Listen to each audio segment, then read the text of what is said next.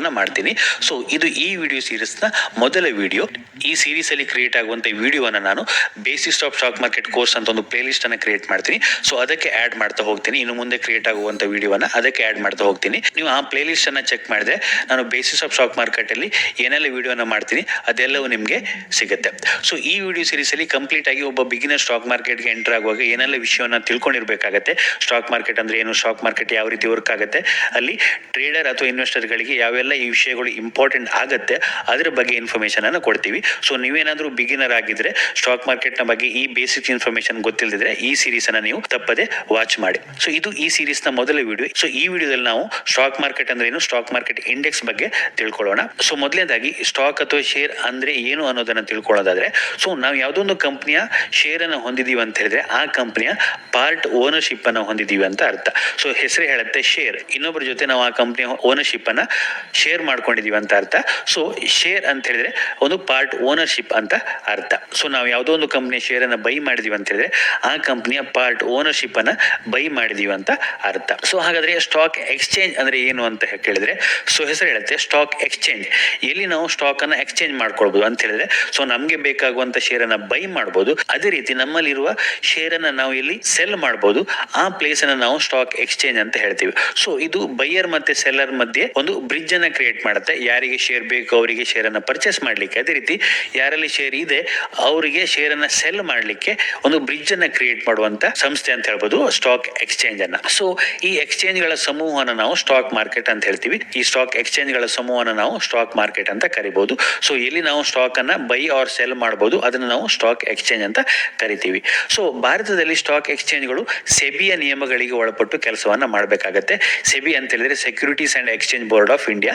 So ಇದು stock market ಗೆ rules and regulation ಅನ್ನ ಫಾರ್ಮ್ ಮಾಡುವಂತ ಕೆಲಸವನ್ನ ಮಾಡುತ್ತೆ. ಸೊ ಇದು ಹೇಳಿದ ರೂಲ್ಸ್ ನ ಪ್ರಕಾರ ಭಾರತದಲ್ಲಿ ಸ್ಟಾಕ್ ಎಕ್ಸ್ಚೇಂಜ್ ಕೆಲಸ ಮಾಡಬೇಕಾಗತ್ತೆ. ಸೊ ಭಾರತದಲ್ಲಿ ಮುಖ್ಯವಾಗಿ ಎರಡು ಸ್ಟಾಕ್ ಎಕ್ಸ್ಚೇಂಜ್ ಗಳನ್ನ ನಾವು ನೋಡಬಹುದು, NSE ಹಾಗೆ BSE. ಮೇನ್ ಆಗಿ ನೀವು ಯಾವುದೊಂದು ಕಂಪನಿಯ ಶೇರ್ಸ್ ಅನ್ನ ಬೈ ಮಾಡಬೇಕು ಅಂತ ಹೇಳಿದ್ರೆ ಈ ಎರಡು ಎಕ್ಸ್ಚೇಂಜ್ ಗಳಿಂದ ಮೇನ್ ಆಗಿ ಬೈ ಮಾಡಬಹುದು. ಅದೇ ರೀತಿ ಕಾಮೋಡಿಟಿಯನ್ನ ಟ್ರೇಡ್ ಮಾಡ್ಲಿಕ್ಕೆ ಬೇರೆ ಎಕ್ಸ್ಚೇಂಜ್ ಇದೆ, ಬಟ್ ನಾವು ಸ್ಟಾಕ್ ಅನ್ನ ಬೈ ಮಾಡಬೇಕು ಅಂತ ಹೇಳಿದ್ರೆ ಈ ಎರಡು ಎಕ್ಸ್ಚೇಂಜ್, ನ್ಯಾಷನಲ್ ಸ್ಟಾಕ್ ಎಕ್ಸ್ಚೇಂಜ್ ಅದೇ ರೀತಿ ಬಾಂಬೆ ಸ್ಟಾಕ್ ಎಕ್ಸ್ಚೇಂಜ್ ಅಂತ ಎರಡು ಸ್ಟಾಕ್ ಎಕ್ಸ್ಚೇಂಜ್ ಗಳಿವೆ. ಈ ಎಕ್ಸ್ಚೇಂಜ್ ಗಳಿಂದ ನಾವು ಶೇರ್ಸ್ ಅನ್ನ ಬೈ ಅಥವಾ ಸೆಲ್ ಮಾಡಬಹುದು. ಸೊ ಇಲ್ಲಿ ನಾವು ಕೇವಲ ಸ್ಟಾಕ್ಸ್ ಅನ್ನ ಬೈ ಅಥವಾ ಸೆಲ್ ಮಾಡದೆ ಡಿರೈವೇಟಿವ್ಸ್ ಅಲ್ಲಿ, ಅದೇ ರೀತಿ ಬಾಂಡ್ ಅಲ್ಲಿ, ಮ್ಯೂಚುವಲ್ ಫಂಡ್ ಅಲ್ಲಿ ಟ್ರೇಡಿಂಗ್ ಅನ್ನ ಮಾಡ್ಲಿಕ್ಕೆ ಅವಕಾಶ ಇದೆ. ಡಿರೈವೇಟಿವ್ಸ್ ಏನಂತ ಹೇಳಿದ್ರೆ ಫ್ಯೂಚರ್ ಅಂಡ್ ಆಪ್ಷನ್ ಸೆಗ್ಮೆಂಟ್ ಅಂತ ನಾವು ಕರಿತೀವಿ. ಸೊ ಇದರ ಬಗ್ಗೆ ಆಲ್ರೆಡಿ ನಾನು ಒಂದು ಕಂಪ್ಲೀಟ್ ವಿಡಿಯೋ ಸೀರೀಸ್ ಅನ್ನ ಮಾಡಿದ್ದೀನಿ. ಸೊ ನಿಮಗೆ ಡಿರೈವೇಟಿವ್ಸ್ ಅದೇ ರೀತಿ ಫ್ಯೂಚರ್ ಅಂಡ್ ಆಪ್ಷನ್ಸ್ ಬಗ್ಗೆ ತಿಳ್ಕೊಳ್ಬೇಕು ಅಂತ ಹೇಳಿದ್ರೆ ಆ ಪ್ಲೇ ಲಿಸ್ಟ್ ಅನ್ನು ನೀವು ಚೆಕ್ ಮಾಡಬಹುದು. Future and options play list ಅನ್ನು ಚೆಕ್ ಮಾಡಿದಾಗ ಡಿರೈವೇಟಿವ್ಸ್ ನ ಕಂಪ್ಲೀಟ್ ಕಾನ್ಸೆಪ್ಟ್ ನಿಮ್ಗೆ ಅಲ್ಲಿ ಅರ್ಥ ಆಗುತ್ತೆ. ಸೊ ನಾನು ಆಗ್ಲೇ ಹೇಳಿದಾಗ ಈ ಸ್ಟಾಕ್ ಎಕ್ಸ್ಚೇಂಜ್ ಗಳು ಶೇರ್ಸ್ ಅನ್ನ ಜನರಿಗೆ ವಿತರಣೆ ಮಾಡ್ಲಿಕ್ಕೆ ಹೆಲ್ಪ್ ಆಗುತ್ತೆ. ಇಲ್ಲಿ ಶೇರ್ಗಳು ಎಕ್ಸ್ಚೇಂಜ್ ಆಗುತ್ತೆ. ಸೊ ಹಾಗಾದ್ರೆ ನಾವು ಸ್ಟಾಕ್ ಎಕ್ಸ್ಚೇಂಜ್ ಬಗ್ಗೆ ತಿಳ್ಕೊಳ್ಳೋದಾದ್ರೆ, ಸೊ ನಾನು ಆಗ್ಲೇ ಹೇಳಿದೆ ಎರಡು ಮೇನ್ ಎಕ್ಸ್ಚೇಂಜ್ ಇದೆ ನಾವು ಶೇರ್ಸ್ ಅನ್ನ ಪರ್ಚೇಸ್ ಅಥವಾ ಸೆಲ್ ಮಾಡ್ಲಿಕ್ಕೆ.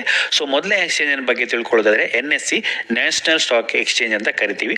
ಸೊ ಇದನ್ನ 1992ರಲ್ಲಿ ಸ್ಥಾಪನೆ ಮಾಡಲಾಗುತ್ತೆ. ಇಲ್ಲಿ 1950ಕ್ಕೂ ಹೆಚ್ಚು ಕಂಪನಿಗಳು ಲಿಸ್ಟ್ ಆಗಿದೆ. 1950ಕ್ಕೂ ಹೆಚ್ಚು ಕಂಪನಿಯನ್ನು ನಾವು ಹೆಚ್ಚು ಕಂಪನಿಯಲ್ಲಿ ಟ್ರೇಡ್ ಮಾಡಬಹುದು ಅಂತ ಇದರ ಅರ್ಥ ಆಗುತ್ತೆ. ಸೊ ಈ NSE ಏನಿದೆ, ನಾವು ಈಗೇನ್ ಟ್ರೇಡ್ ಮಾಡ್ತೀವಿ ಆನ್ಲೈನ್ ಮುಖಾಂತರ, ಸೊ ನಮ್ಮ ಕಂಪ್ಯೂಟರ್ ಅಲ್ಲಿ ಆನ್ಲೈನ್ ಮುಖಾಂತರ ನಾವು ಆರ್ಡರ್ ಅನ್ನ ಪ್ಲೇಸ್ ಮಾಡಿ ಶೇರ್ಸ್ ಅನ್ನ ಬೈ ಆರ್ ಸೆಲ್ ಮಾಡಬಹುದು. ಸೊ ಈ ರೀತಿಯ fully automated screen based electronic trading system ಅನ್ನ ಭಾರತದಲ್ಲಿ ಮೊಟ್ಟ ಮೊದಲ ಬಾರಿಗೆ NSE ಇಂಟ್ರೊಡ್ಯೂಸ್ ಮಾಡುತ್ತೆ. ಸೊ ನೆಕ್ಸ್ಟ್ ಮುಖ್ಯವಾದ ಸ್ಟಾಕ್ ಎಕ್ಸ್ಚೇಂಜ್ ಇರುವಂತದ್ದು BSE, ಬಾಂಬೆ ಸ್ಟಾಕ್ ಎಕ್ಸ್ಚೇಂಜ್ ಅಂತ ಕರಿತೀವಿ. ತುಂಬಾ ಹಳೆಯದಾದ ಎಕ್ಸ್ಚೇಂಜ್. 1875ರಲ್ಲಿ ಇದನ್ನ ಸ್ಥಾಪನೆ ಮಾಡಲಾಗುತ್ತೆ.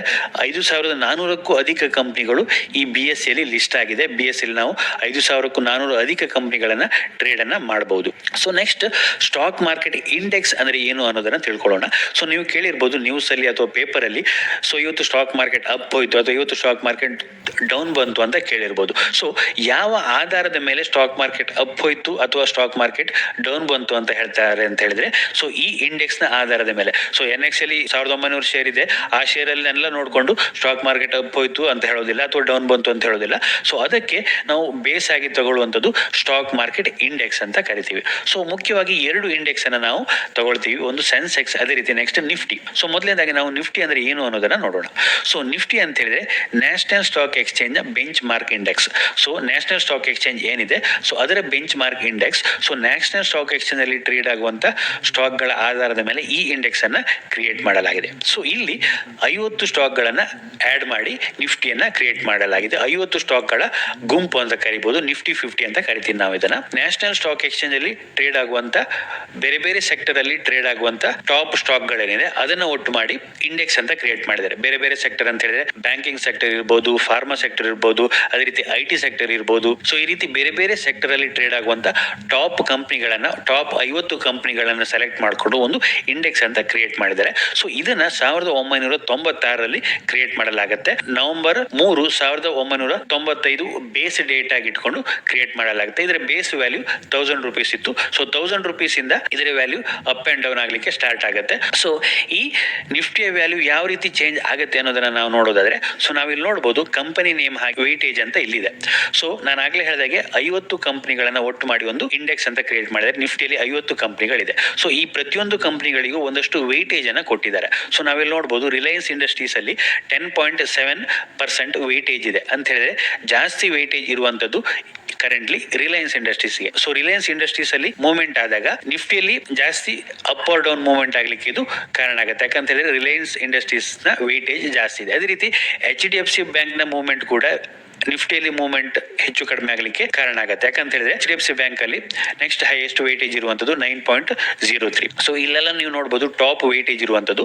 ಸೊ ಈ ಸ್ಟಾಕ್ ಗಳಲ್ಲಿ ಬದಲಾವಣೆ ಆದಾಗೆ ಸೊ ನಿಫ್ಟಿ ವ್ಯಾಲ್ಯೂ ಅಲ್ಲಿ ಇನ್ಕ್ರೀಸ್ ಆಗುತ್ತೆ. ಸೊ ಇಲ್ಲಿ 50 ಸ್ಟಾಕ್ ಇದೆ ಅಂತ ಇಟ್ಕೊಳ್ಳಿ. ಸೊ ಈ 50 ಸ್ಟಾಕ್ ಅಲ್ಲಿ ಒಂದಷ್ಟು ಸ್ಟಾಕ್ಗಳು ಅಪ್ ಹೋಗಬಹುದು, ಅದೇ ರೀತಿ ಒಂದಷ್ಟು ಸ್ಟಾಕ್ಗಳು ಡೌನ್ ಬರ್ಬೋದು. ಸೊ ಆ ವೇಟೇಜ್ ಅನುಗುಣವಾಗಿ ನಿಫ್ಟಿ ವ್ಯಾಲ್ಯೂ ಚೇಂಜ್ ಆಗ್ತಾ ಹೋಗುತ್ತೆ. ನಿಫ್ಟಿ ಮೇಲೆ ಹೋಗ್ಬೇಕು ಅಂತ ಹೇಳಿದ್ರೆ 50 ಸ್ಟಾಕ್ಗಳು ಅಪ್ ಹೋಗ್ಬೇಕು ಅಂತಿಲ್ಲ.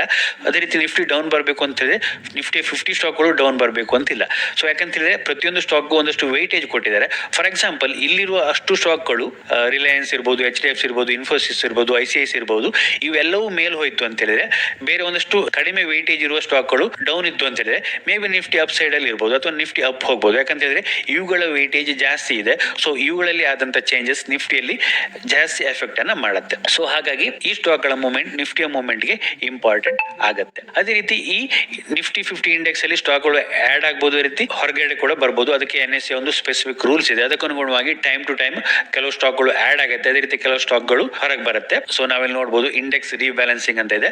ಸೊ ಸೆಮಿ ಆನ್ಯುವಲಿ ಈ ಇಂಡೆಕ್ಸ್ ರೀಬ್ಯಾಲೆನ್ಸಿಂಗ್ ಆಗ್ತಾ ಹೋಗುತ್ತೆ.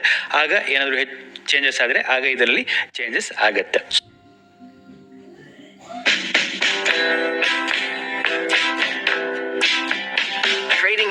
ಹೋಗುತ್ತೆ ಆಗ ಏನಾದ್ರು ಚೇಂಜಸ್ ಆದ್ರೆ ಆಗ ಇದರಲ್ಲಿ ಚೇಂಜಸ್ ಆಗುತ್ತೆ. ಸೊ ನೆಕ್ಸ್ಟ್ ಇರುವಂತ ಇಂಡೆಕ್ಸ್ ಬ್ಯಾಂಕ್ ನಿಫ್ಟಿ. ಸೊ ಇದು NSE ನ್ಯಾಷನಲ್ ಸ್ಟಾಕ್ ಎಕ್ಸ್ಚೇಂಜ್ ಅಲ್ಲಿ ಟ್ರೇಡ್ ಆಗುವಂತ ಬ್ಯಾಂಕ್ ಗಳ ಸ್ಟಾಕ್ ಅನ್ನ ಒಟ್ಟು ಮಾಡಿ ಇಂಡೆಕ್ಸ್ ಆಗಿ ಮಾಡಿರುವಂತದ್ದು. ಸೊ ಬ್ಯಾಂಕ್ ಗಳು ಯಾವ ರೀತಿ ಪರ್ಫಾರ್ಮ್ ಮಾಡ್ತಿದೆ ಅಥವಾ ಬ್ಯಾಂಕಿಂಗ್ ಸೆಕ್ಟರ್ ಯಾವ ರೀತಿ ಪರ್ಫಾರ್ಮ್ ಮಾಡ್ತಿದೆ ಅನ್ನೋದನ್ನ ತಿಳ್ಕೊಳ್ಳಿಕ್ಕೆ ಈ ಇಂಡೆಕ್ಸ್ ಹೆಲ್ಪ್ ಆಗುತ್ತೆ. ಸೊ ಇಲ್ಲಿ ನ್ಯಾಷನಲ್ ಸ್ಟಾಕ್ ಎಕ್ಸ್ಚೇಂಜ್ ಅಲ್ಲಿ ಟ್ರೇಡ್ ಆಗುವಂತ 12 ಟಾಪ್ ಬ್ಯಾಂಕ್ ಅನ್ನ ಆಡ್ ಮಾಡಿ ಈ ಇಂಡೆಕ್ಸ್ ಅನ್ನ ಮಾಡಿದ್ದಾರೆ. ಸೇಮ್ ನಿಫ್ಟಿ ರೀತಿಯಲ್ಲೇ ವರ್ಕ್ ಆಗುತ್ತೆ, ಬಟ್ ಇಲ್ಲಿ ಕೇವಲ ಬ್ಯಾಂಕಿಂಗ್ ಸ್ಟಾಕ್ ಗಳಿದೆ. ಅದೇ ರೀತಿ ಇಲ್ಲಿ ಕೂಡ ನೀವು ನೋಡಬಹುದು ವೇಟೇಜ್ ಸೇಮ್ HDFC ಬ್ಯಾಂಕ್ ಅಲ್ಲಿ